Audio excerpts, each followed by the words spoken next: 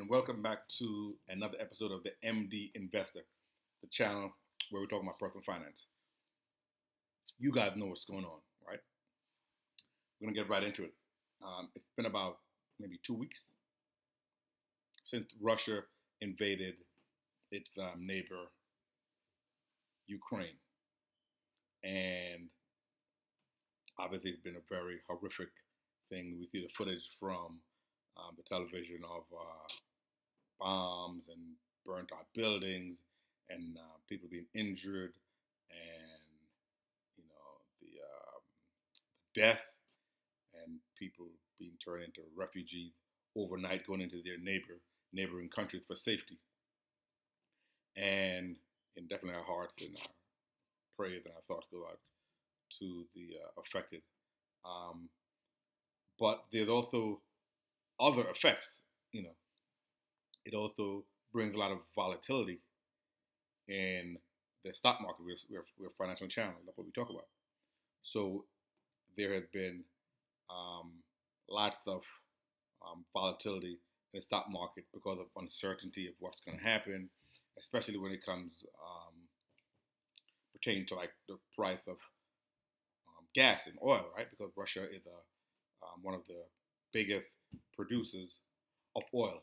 So we're going to go through this article quickly and give a couple of hints, and then we're going to be out of here.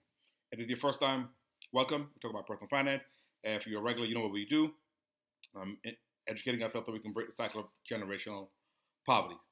So it says here, Russia's invasion of its European neighbor is extending 2022's volatility in the stock and commodities market, right? We know that because of what's been going on, the stock market has been very volatile, right? Stocks have been dropping. The oil, you go to fill up your car and it's $4 or $5 a gallon, and you go look at your portfolio in your retirement account, and you realize, it's going down, right? So there was a rippling effect all over. But we're trying to educate ourselves so we don't do anything rash, okay? We're not going to do anything rash. Okay, so let's take a look at how the S&P 500, right, which is the 500 biggest companies in America, how they reacted during other major geopolitical events, okay? We're not going to go through all of them, but we're just going to look at a few, okay? Let's look at, we're going to go way back. Germany invades France, right? May 10th, 1940. That was the event date. And the reason why we're doing it is when things happen, it immediately feels like this is unbelievable. Tomorrow will never come, and this is the worst thing that could ever happen. But then when historically you go back and look and see, no, it has happened before. The stock market is resilient. It does eventually come back. There may be little ebbs and flows, but eventually, over time, over the last 100 years, it does return a 10% annualized return. So it's not 10% every year. Maybe some year it's 20, maybe some year it's negative 5%. But over time, the stock market does return an annualized return of 10% per year. So what's the bottom line? The bottom line, sometimes the best thing to do is nothing. Do not sell, right? We buy low and we sell high. The market is falling, so you do not want to sell, right? So sometimes the best thing to do is nothing. And sometimes what's even better than that is to buy more shares while the prices are low. But let's go through some historical geopolitical events. Germany invades France, May 10th, 1940. 1 month after that event, the S&P 500 was down about 20%. 3 months later, it was down about 12.7%. 6 months later, it was down about 4.5%. And then 12 months later, it was down about 18.7%. And each event is individual. I'm not sure exactly what was the reason between the 6 and the 12 month mark. Let's look at something else that we may remember. Pearl Harbor. We all read about Pearl Harbor in school, right? December 7th, 1941. The day that will live in infamy. 1 month after the event, S&P 500 was down 1%. 3 months after the event, the bombing of Pearl Harbor, down 11%. 6 months later, it was down 6.5%. And a year after Pearl Harbor, the market was up 4.3%. So let's take a look at this example. If after Pearl Harbor, you started selling, right, at 11% loss, 6% loss, you would have locked in your losses. But during this time, if you would have thought continue buying, you're getting a discount, right? The market is now cheaper, 11% down. You're getting more stocks for the same amount of price, right? If you were dollar cost averaging, same thing. You kept buying 6 months later, it's still cheap, right? A year later, it's like nothing happened. The market is up 4%. Let's look at the Cuban Missile Crisis. We heard about that sometime, right? In school, the event was October 1962. A month after it happened, actually a month, 3 months, 6 months, and 12 months after it happened, the market actually never dropped. That's a significant event, but the market never dropped, right? It was a month after it happened. It was only returning 5%, but it just kept going up, and kept going up. It's like it never happened. November 22nd, 1963, the assassination of President John F. Kennedy. A significant event. People still remember it. They know where they were when it happened. A month after JFK was assassinated, the market was up 6%.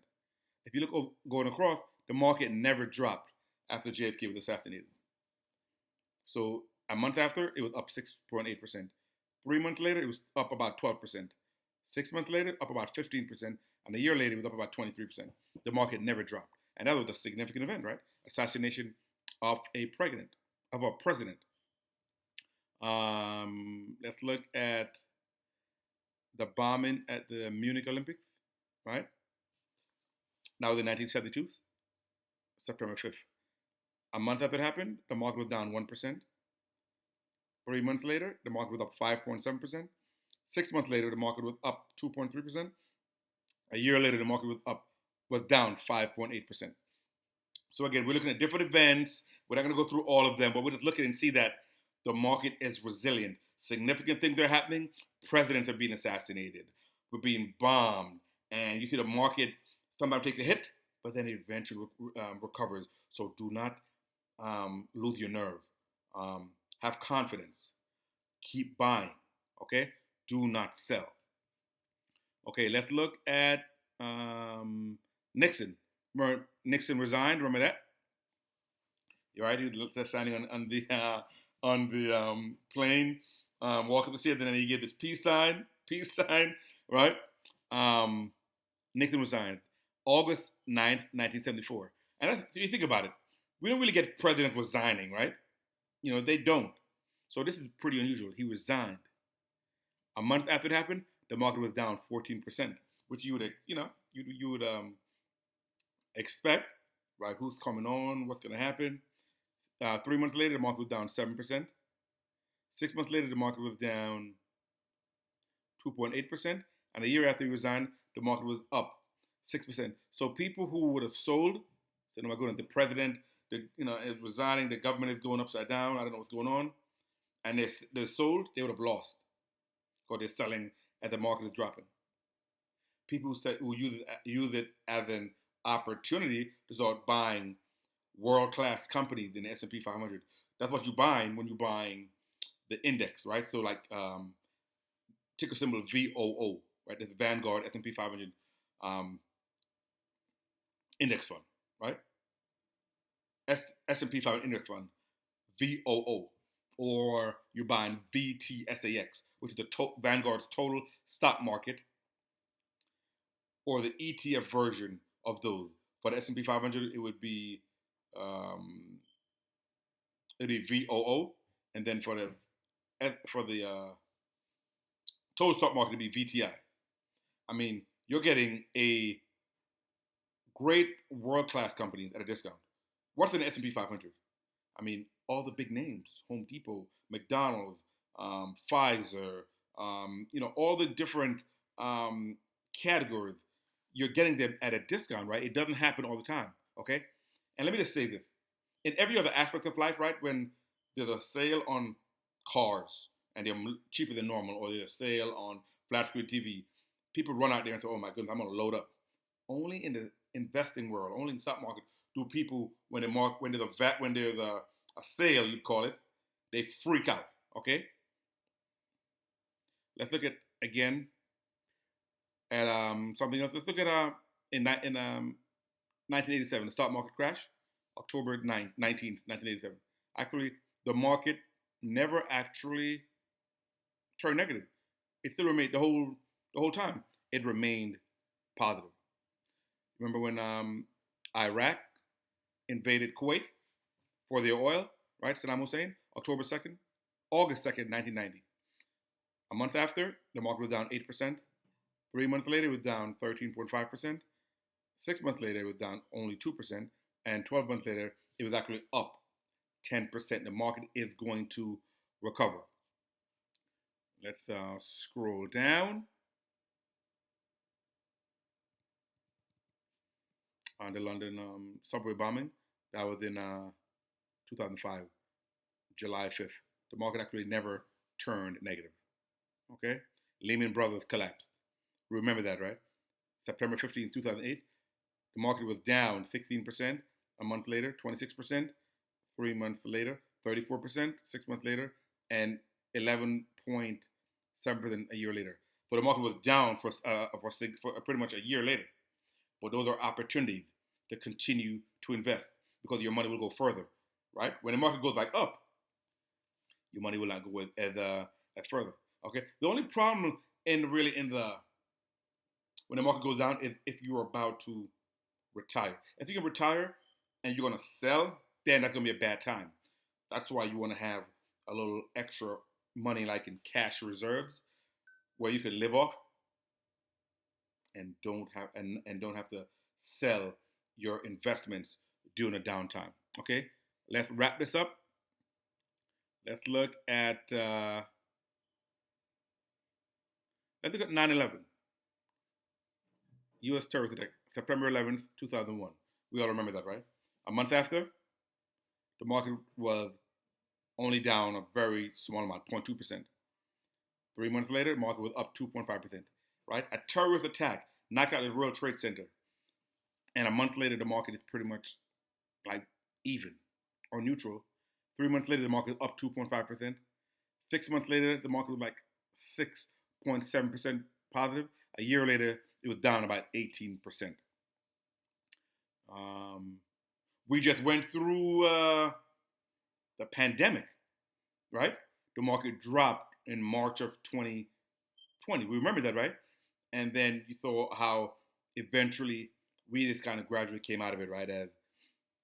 As we're getting the vaccine and we're kind of getting a handle and hospitalization and so on, and we got a handle until the market began to come back up, and it was great in all of 2021. 2022 is off to a rough start. Okay, so this video was basically just to kind of encourage us that don't even though gas we know is hard, it's expensive not to fill up your car. Continue to buy the stock market. Okay, you have an opportunity to get more bang for your buck, and whether it's going to be a year or 2 or 3 or 4, we don't know how long this is going to last. They say usually the market downturn usually lasts about 18 months. We don't know the future, but we do know that the market usually recovers within 18 months. Use this opportunity at the time to continue to buy great companies at a discount. All right. So this is why education is important, right? Because I remember back in 2008 when the market was down, I didn't have the education I had now, and I kept checking every month, every couple of weeks, and I said, man, if this portfolio drops any more, I'm gonna sell. And it kept dropping, and guess what? I sold, and I regret it because I didn't realize selling in a down market is bad. That money will never have a chance to get the interest and the capital appreciation, and it's just you're gonna lock your losses in. But now I don't freak out. Market is down. Okay, we're gonna continue to buy because then we know eventually it's gonna come back up. Again, guys, another video by the MD Investor to increase our financial IQ so we can break the cycle of generational poverty. Until then, I'll see you in the next one and keep buying.